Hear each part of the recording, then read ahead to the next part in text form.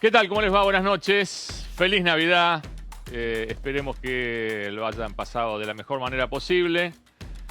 Me retaron mucho porque el miércoles pasado no saludé, no decía Feliz Navidad, pero terminamos tan tarde, digamos, a contrarreloj, porque era como que no terminábamos nunca, digamos, ¿no? Pero acá estamos.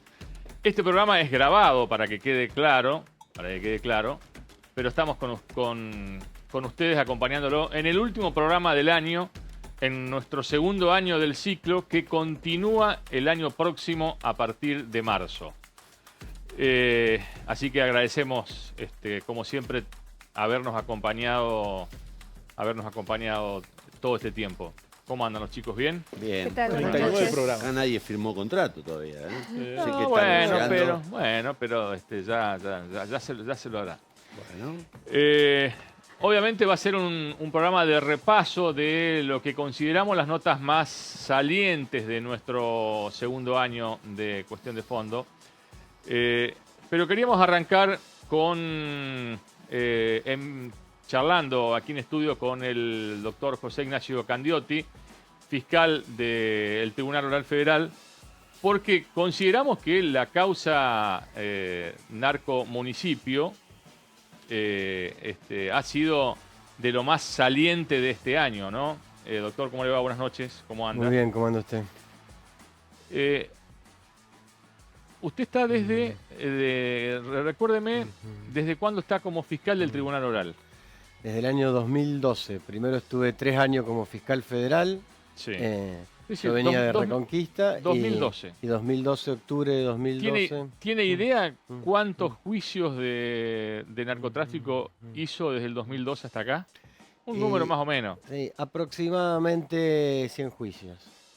100 juicios. Redondeó bien ahí nomás. Sí, porque justamente con la gente que trabaja en la fiscalía es un tema que estamos hablando, porque justamente también para significar que nuestro criterio, era la causa más importante que habíamos tenido y poder dar razones verdaderas de esa afirmación, hicimos, digamos, como un conteo de las otras causas importantes que habíamos tenido, como la de la cocina de cocaína, como la causa, digamos, Violetti, como la causa Caudana, como la causa Ludueña, bueno, y demás, y ahí empezamos a hacer, digamos, un raconto y llegamos más o menos a este No número. tengo duda de que es la causa más difícil, más extensa que tuvo el Tribunal Oral y no sé si la justicia, por lo menos en estos últimos 20 años, digamos, ¿no? La justicia provincial o federal, me refiero a cuanto a la cantidad de días, a la cantidad de protagonistas. Cantidad de audiencias, la cantidad de testigos, y en el ámbito federal, y de imputados, la cantidad obviamente. de imputados. No Nunca había habido una causa con 32 imputados. La más grande era justamente la causa Caudana, que finalizó en diciembre del año pasado, y nosotros cuando la estábamos desarrollando decíamos que tener más de 20 imputados era un desafío muy grande para uno, digamos, a ver si podía estar a la altura de las circunstancias en ese sentido. Bueno, por suerte la causa salió bien en el sentido de que hubo 20 condenados y bueno, y ahora nos encontramos con 32 acusados. ¿Es en su historial la causa más difícil que le tocó acusar? Y es una de las yo diría 2 o 3 más difíciles. ¿Por qué? Porque la verdad que también la causa en Santa Fe, porque hace 10 años, que era el primer juicio de lesa humanidad en la provincia de Santa Fe, la causa Brusa, que presidía el doctor Roberto López Arango de aquí, por multiplicidad de factores que no viene al caso ahora exponer, también fue un debate y una causa, digamos, que tenía una impronta muy importante y para uno era un desafío muy importante y bueno, y hubo determinadas cosas que sucedieron desde los primeros días de la audiencia que también hizo que fuese difícil llevarla a cabo, así que esa también, digamos, fue difícil. ¿Y qué fue lo más difícil de esta acusación suya? Y bueno, la verdad que varias cuestiones. Por un lado, era tratar de mostrarle al tribunal a través del análisis de la prueba documental y testimonial que no se trataban de hechos aislados, sino que aquí había una concatenación y había una verdadera organización. Y hacerlo eso en un alegato de una manera que en 2 días, que tampoco fuese algo tedioso, entonces, digamos, que tuviese cierto dinamismo, pero a su vez que tuviese la objetividad y la rigurosidad que una acusación necesitaban. Entonces, para eso lo que hicimos, y digo que hicimos porque fuimos 3 fiscales los que actuamos junto con el doctor Ardoy y con el doctor García Escalada, fue primeramente hacer una división y empezar con un análisis de la causa denominada de la avioneta, ¿no es cierto?, la causa Celis, ahí hacer un relato de los hechos, valorar la prueba documental, posteriormente introducirnos en la causa Lemos, pasar a hacer lo propio y analizar si los testigos después de una manera concatenada y fundamentalmente tratarle de demostrarle al tribunal 2 cuestiones que para nosotros eran básicas y que nos daban tranquilidad en cuanto a la tarea que si bien era difícil, pero que estábamos sustentados en prueba importante. Y era la siguiente. En la primera investigación había una hipótesis. ¿Y esa hipótesis cuál era?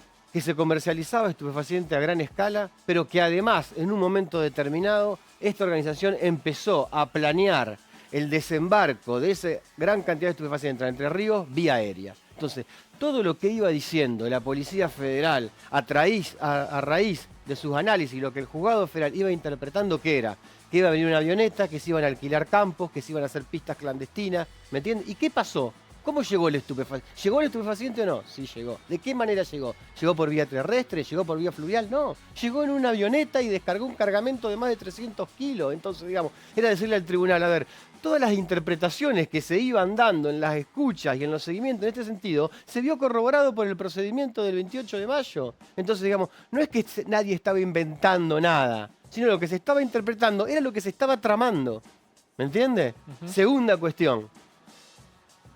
El señor Daniel Celis, detenido por esa causa. ¿Qué siguió diciendo la prevención?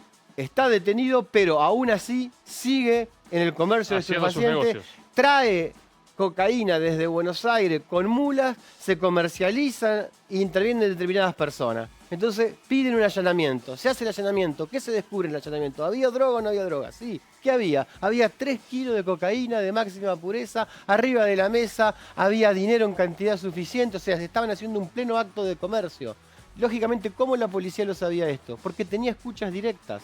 Había escuchas directas y en las escuchas estaban diciendo, bueno, mirá, vamos a ir la semana que viene, bueno, yo te voy a ir a buscar a la terminal, la traes vos o la Entonces digo, también esa hipótesis se vio corroborada con un procedimiento en tal sentido. Entonces, digamos, tratábamos de explicar, no es que los jueces necesiten explicación, digamos, tienen todas sus trayectorias, pero digamos, tratábamos de mostrarles a través del alegato y de la mención de todas estas pruebas, que en realidad lo que había sucedido tenía su correlato con la investigación que se había desarrollado anteriormente.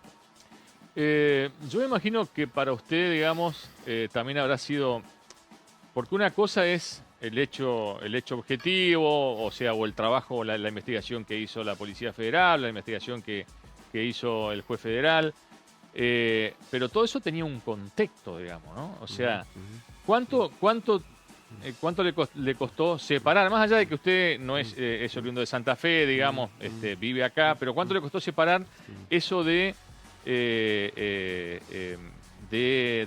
mucha gente que dijo y sigue diciendo, pero no debe ser tan así, porque yo lo conozco a Barisco de toda la vida, yo lo conocí a su padre, a su madre.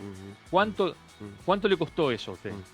Bueno, a nosotros, porque como vuelvo a decir, somos un grupo, la verdad que el desarrollo de la audiencia de debate nos dio la tranquilidad en el sentido de decir, las pruebas estaban, y eran más de una. Porque se dice, bueno, hay una declaración de Lemos que es muy importante, pero nosotros lo que decíamos es que esa declaración de Lemos, y así lo dijimos en el alegato, no es que es declaración que los abogados defensores atacaron todo el tiempo, digamos, ¿no? Bien, sí, pero digo, no es que era una única prueba, como en la otra causa, no es que decían, bueno, están solo las escuchas. No hay solo las escuchas. Hubo un procedimiento y se encontraron 300 kilos de droga y una avioneta. Bueno, en esta decíamos lo mismo. No es solo la declaración de Lemos.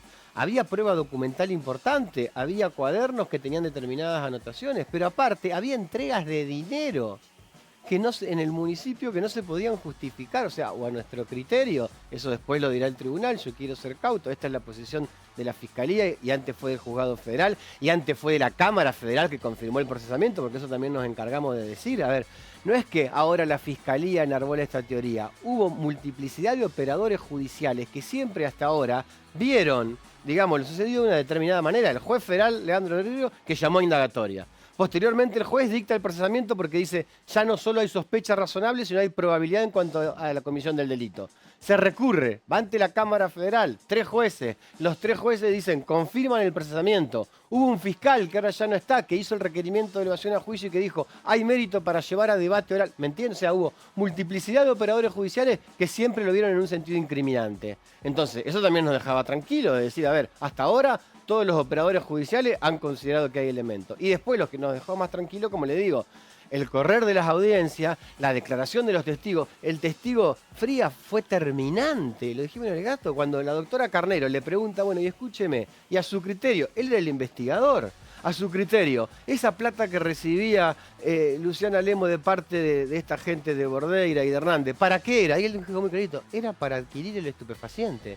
Y la doctora Carnero le dijo, bueno, a ver, pero dé razón de sus dichos, o sea, a ver, justifique por qué dice eso. Dice, nosotros notábamos que estaban quebrados y cuando empezaron a recibir esta plata, dice, posibilitaron que la organización estaba claro, quebrada. ¿por qué los habían detenido? Dice, claro. Empezaron a traer la droga desde Buenos Aires. O sea, contundente y como esas, varias declaraciones más. Y como le digo, entonces estaba prueba documental, prueba testimonial, informe de la policía de lavado, de la Policía Federal, que también nosotros decíamos, vino Julita, una persona de la Policía Federal que había intervenido en el caso Scanca, en el caso IBM Banco Nación, con una trayectoria intachable, y dio cuenta, dice, nosotros ni lo conocemos a los funcionarios municipales, nos pidió el juez federal que hagamos una pericia. Hicimos la pericia y detectamos innumerables irregularidades, y las dimos a conocer, nada más, no tenemos ninguna animosidad, ¿me entiendes? O sea que todo ese cúmulo de pruebas nos iba dando la tranquilidad de decir, bueno, podemos hacer una acusación seria y sustentada. Porque si no, no lo hubiésemos hecho. Como hicimos con los otros, hay gente que nosotros no acusamos. Y pedimos la absolución porque consideramos que de la prueba y de los elementos reunidos en el juicio no se había acreditado con un grado verosímil que habían sido los presuntos autores del delito. Y uno estaba preso y salió en libertad, de la misma manera que contra el padre del señor Daniel Celis y de Miguel Celis. El abogado defensor planteó que tenía problemas de salud. Nosotros vimos que los problemas de salud estaban acreditado, que no podía hablar, nos parecía que si no podía hablar no tenía la capacidad suficiente para estar en juicio. ¿Qué hicimos? Dijimos, no, vamos a seguir igual. No, lo consentimos, dimos la razón y dijimos, si no está en juicio, que se suspenda provisoriamente la causa a su respecto y se le hará el juicio cuando esté con todas las condiciones. ¿Me entiende? Porque se trata de actuar seriamente. El miércoles pasado, en esa misma silla estuvo el intendente de la ciudad, Adán Bal.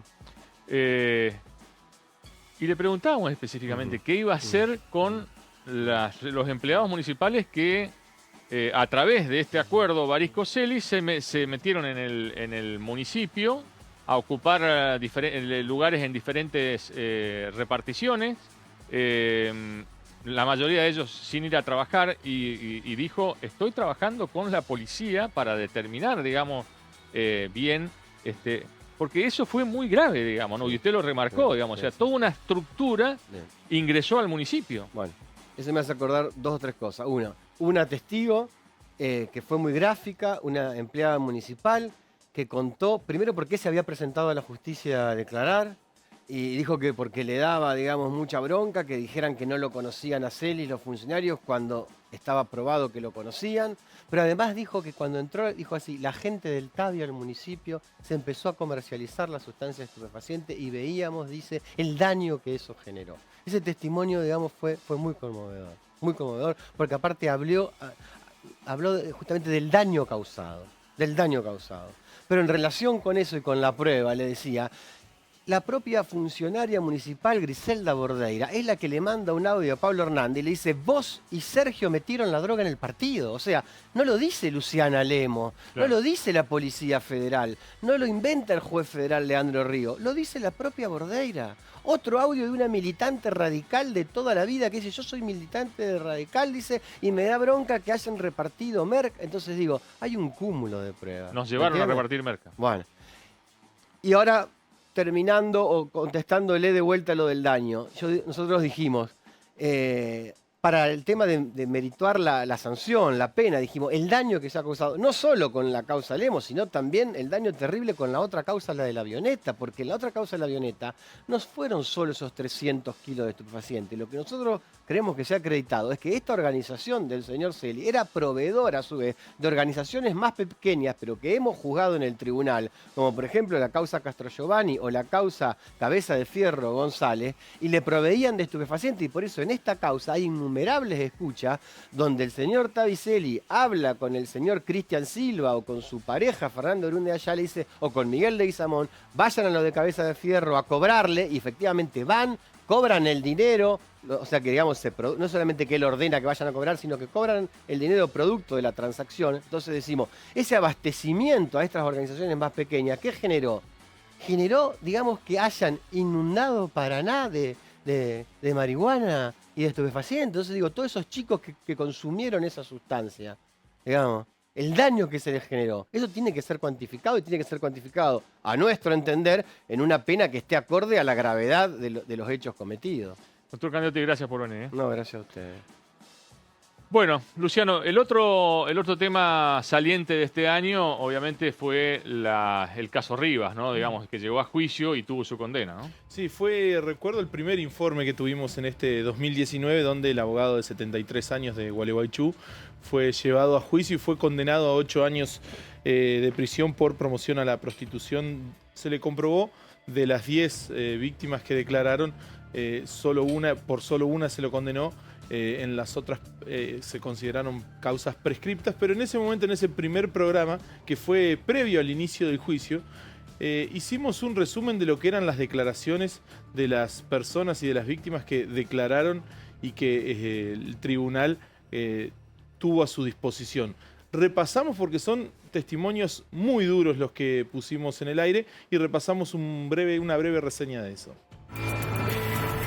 Acusado de promoción de la corrupción de menores y promoción de la prostitución de menores reiterados, el abogado Gustavo Rivas llegó al juicio con el testimonio de 12 víctimas, aunque en la primera audiencia el Tribunal de Juicios aceptó el pedido de la defensa por la prescripción de 2 de las víctimas. Hoy, por primera vez, en Cuestión de Fondo relevamos detalles trascendentes de la causa más importante de corrupción de menores de la provincia y quizás del país. Entre las víctimas que acusan arriba, declara un joven de identidad reservada, nacido en 1994, que atravesó situaciones de contenido sexual aberrante. Los hechos habrían sido cometidos de manera individual y grupal, es decir, junto a otros menores que concurrían al domicilio de Rivas en calle Mitre 7. La fecha aproximada de estos hechos sería entre los años 2004 y 2005, hasta el año 2011. Es decir, cuando el menor denunciante tenía entre 10 u 11 años hasta sus 17.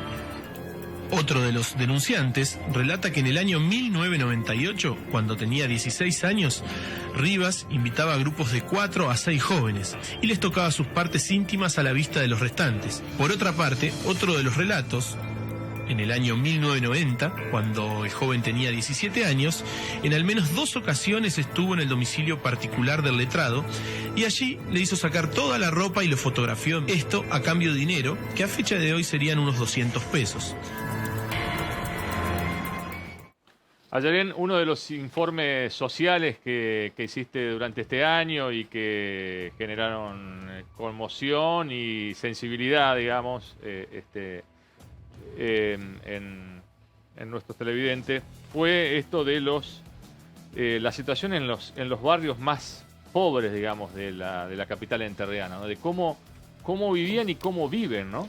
Así es, en un año que estuvo marcado por la situación económica de profunda crisis, con Cuestión de Fondo recorrimos varios de los barrios vulnerables de la ciudad de Paraná.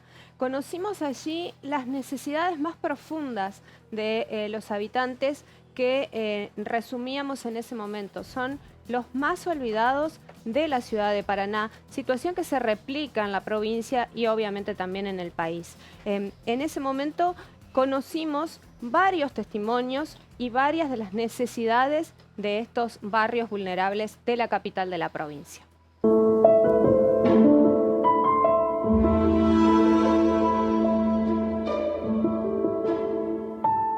Belén, ¿cómo es la situación aquí en este barrio? Vos me decías, nos contabas que la gente en general no tiene trabajo en esta zona. No, la mayoría de la gente acá no tiene trabajo, un trabajo fijo como para que puedan sustentarse todo el mes. Realmente la gente de acá vive del carro, como pueden ver, la mayoría de la gente cría animales, de eso es lo que vive. Incluso las casas son precarias, son de chapa en general las casas de este barrio. Sí, la mayoría de las casas son de chapa, la mayoría. La mitad tienen una pieza de material y baño de chapa, cocina de chapa, como pueden ver. Y realmente la gente necesita. Necesitamos que arreglen la calle, necesitamos iluminación de la luz. ¿Cómo hacen con la calle, por ejemplo, cuando llueve? Estos días que pasaron, que hubo mucha llovizna, ¿cómo se arreglan? ¿Entran, por ejemplo, los servicios esenciales, ambulancias, remises? No entra nada prácticamente y la gente de acá del barrio sale como puede y entra como puede directamente. Un caso de urgencia, son casi todos familia en este lugar, y un caso de urgencia se mueven entre familias, porque una ambulancia no te entra, un remis no te entran por miedo de que le roben, por la inseguridad que puede llegar a haber en el barrio también, y muchas cosas son lo que pasan. ¿Se ve mucha inseguridad también en esta zona? Sí, a veces sí hay inseguridad. Son chicos que molestan a gente grande, por ejemplo. Sí, a veces sí hay inseguridad. ¿Eso también producto de la falta de trabajo, de la falta de educación? Sí, como pueden ver, la mayoría de los chicos no tienen trabajo, tienen 18, 20 años y no le queda otra que robarle a la gente para poder llevar a su casa, como pasa en muchos lugares. Pero eso no es justo tampoco de que puedan llegar a robar para poder llevar, porque hoy en día toda la gente necesita y todo es sacrificio.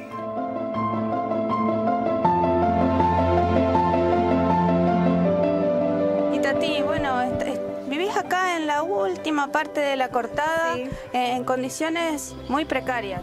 Sí, acá tendrían que cortar el pasto, poner luz, todo. Los servicios acá escasos. Por ejemplo, ¿cómo hacen con la luz? Y la luz no da muchachos de ahí, digamos, un hombre de acá vecino. Pero es todo conexión, digamos, así, digamos, toda instalación de uno nomás no hay, que es luz que nos dan. ¿Y en la calle tampoco? No, en la calle no hay nada, acá todo, mirá lo que es esto, todo un monte. ¿Cómo se arreglan, por ejemplo, los días de lluvia con esta Nos calle? salimos, acá nomás nos quedamos. ¿Vos decís que se inunda la Sí, calle y se te inunda la casa? Todo agua, todo agua. Como verán, en la última casa y corre todo el barrio. ¿Y los vecinos todos están más o menos en la misma situación, en situación precaria? Sí, somos 7, 8 casas que empiezan de la mitad de camino para acá, que es todo un monte. Y ahí acá al ladito tenés 2 terrenos que dicen que no los pueden ocupar también porque están todos hechos Tienen monte. todo dueño, sí, tienen dueño y están todos hechos monte. ¿Quién lo va a ocupar? Encima acá lo último no puede vivir tampoco. Y conseguir trabajo se pone muy difícil, es complicado. Pasa que hoy con buscar trabajo, nadie te quiere dar un trabajo porque la mayoría como son la gente, ¿viste? Ya están cansadas que les roben, que todo y nadie te quiere dar un trabajo. Acá la mayoría de la gente trabaja en la quinta. Viste que le dan todo trabajo. Y los otros viven del cirujeo, venden cartones, toda la gente.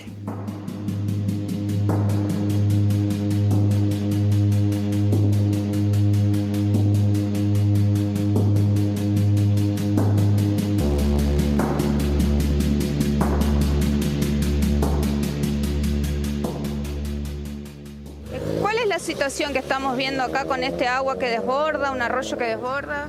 Un desastre esto. Esto es un desastre, una mugre para las criaturas, todo. ¿Vos cómo vivís? Vos decís que tenés hijos y que estás haciendo una piecita ahora. Yo vivo en un rancho, tengo una pieza, ¿Cuántas familias hay viviendo acá en estos barrios? mucha gente vive, y mucha gente se le lleva a la casa, pero ninguno va a golpear a la casa a la gente o decirle permiso a ver si tiene un poco barro en la casa. ¿Vos tenés trabajo? ¿A qué te dedicas? Yo cuido auto, ¿Y la mayoría de la gente acá en el barrio tienen trabajo? se la rebuscan con los carros, como pueden sobrevivir nomás, porque nadie le da nada a nadie. ¿Ustedes tienen servicios allá? ¿Tienen luz en esa zona de las ranchadas? Sí, yo tengo luz porque yo me lo enganché, porque si no a mí nadie me da nada. Yo tuve que pagar para que un hombre me pueda ponerme la luz a mis hijos.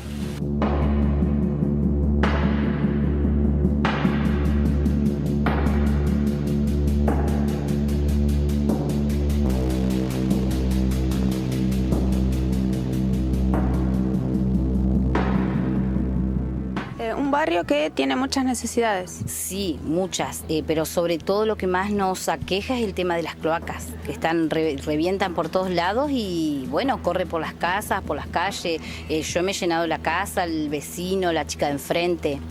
¿Qué pasa cómo hacen cuando eso sucede? Y la última vez que me pasó a mí dentro de mi casa estuve 4 días con las cloacas, o sea, todo servido, el agua servida en el patio, en el comedor, y bueno, la vecina enfrente todo el patio, toda la cuadra enfrente, y nosotros en la esquina tenemos un merendero.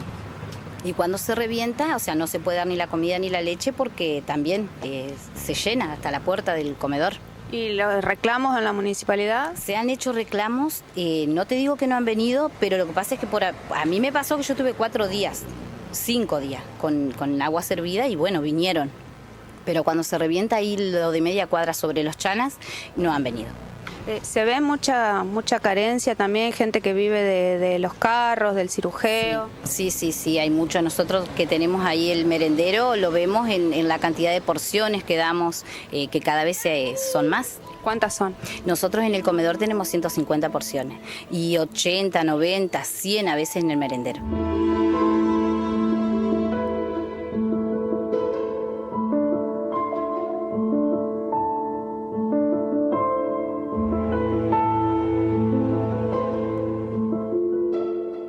Estamos ubicados en el barrio Brisa al Oeste, tiene a su espalda, y de este lado, a mi espalda, está Larramendi. Y bueno, también está Barrio Caritas, muchos barrios conforman acá esta zona. ¿Barrios de muchas necesidades? Muchísimas, sí, muchas necesidades. Como lo verán a simple vista, se da una vuelta, hay mucha gente que no tiene ni puerta, no tiene ni ventana, hay gente que no tiene techo, tiene techo de nylon, que nosotros hemos soltado a ellos para una ayuda y no, o sea, va a haber de todo. Casas muy precarias en general. Sí, de precaria, de techo, de que vea, de casa de chapa como casa que recién están empezando y no han podido empezar por el tema de la situación, está todo muy caro. También son zonas de muchas necesidades en cuanto a los servicios. Sí, muchas necesidades, como ven, si ven a la espalda de la cámara, como te comentaba fuera de cámara, que hay muchas que se inundan, cuando empieza la lluvia se inundan. Hay muchos accidentes que siempre pasa por el tema de que las zanjas son muy hondas y se han caído autos y hubo situaciones que una persona se cayó y casi se ahogó, le tuvimos que salvar a los vecinos. ¿Cuál es la realidad de los vecinos de la zona? ¿Ustedes están atendiendo, por ejemplo, un merendero al que va mucha gente, no solo chicos, sino también familias enteras? Sí, familia entera, familias grandes, jubilados que no le alcanza, que no pueden pagar ni impuestos, nada, y solamente se tienen el foco de comer nomás. O sea, antes podían pagar o otra cosa, ahora no. Dice que ellos únicamente piensan en comer y nada más. O sea, sobrevivir, que no lo habían pasado. La gente va perdiendo ese poder económico, va perdiendo el trabajo y no le queda otra que empezar a poblar estos lugares. Sí, esta zona sí, se está poblando muchísima gente, como te decía hoy, mucha gente que ni conozco que cuando ve una camioneta cargada se instalan, arman un rancho y se arman porque no es imposible pagar un alquiler, que está muy alto, todas esas cosas, entonces sí, hay mucha gente nueva que se ha instalado en el barrio.